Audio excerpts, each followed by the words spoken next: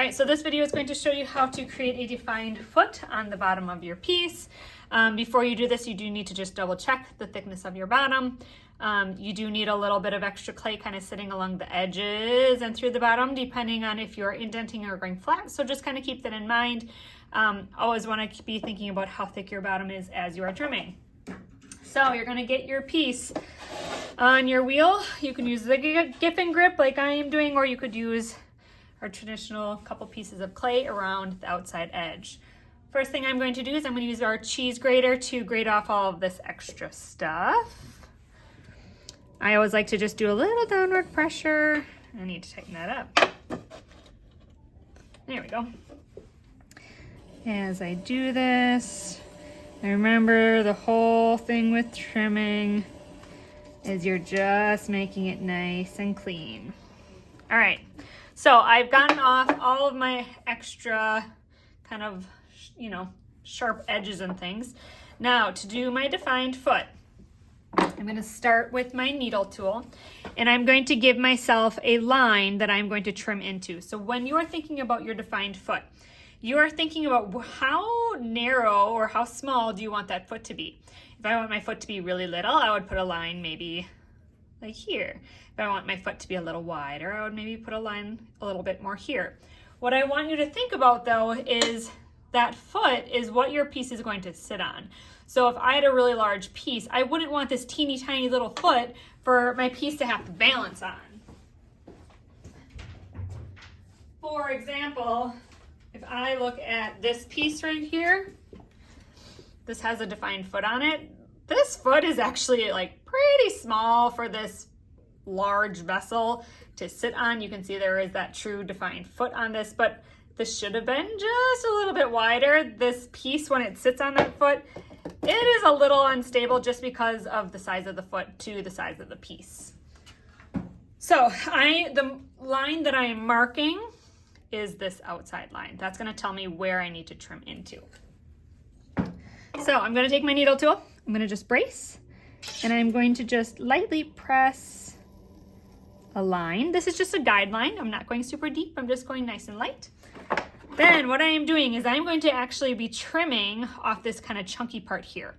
I like to use the flat part of my small trimming tool, and I am not going from the top. I'm actually coming from the side of my piece and I'm going to be pushing until I meet that line. So I'm going to get my wheel going before I go on. I'm going to come in and I'm just going to apply nice gentle pressure and I'm going to trim in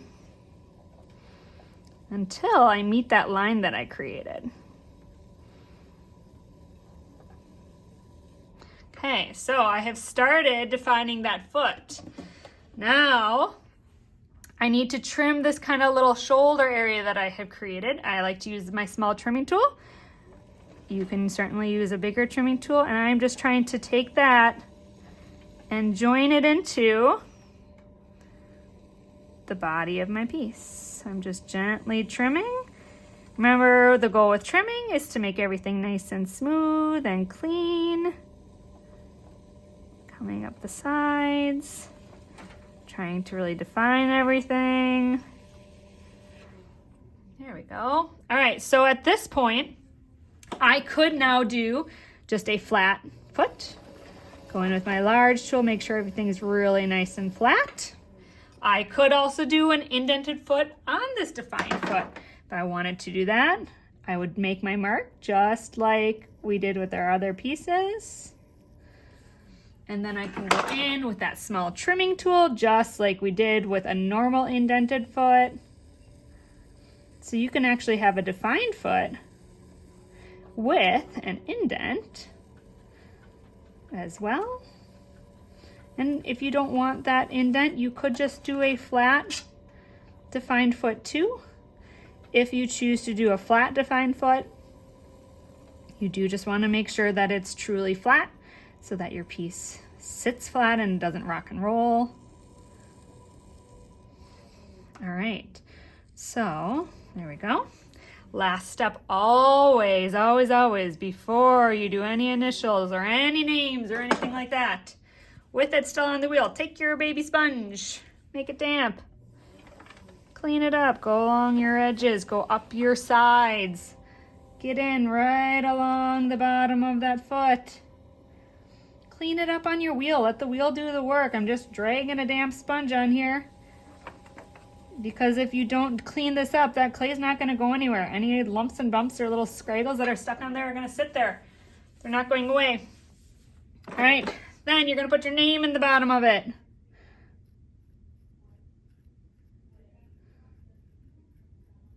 Whoop, ran out of room, that's okay. So if I pop this off of here, I now have a really nice, truly defined foot on the bottom of my piece. Before I were to put this on the cart, I want to buff out all this stuff too. Take a damp sponge, make it clean, make it pretty. How it goes on the cart is how it's going to stay. None of those little bumps and lumps are going to go away magically. You need to make them go away using a little bit of pressure.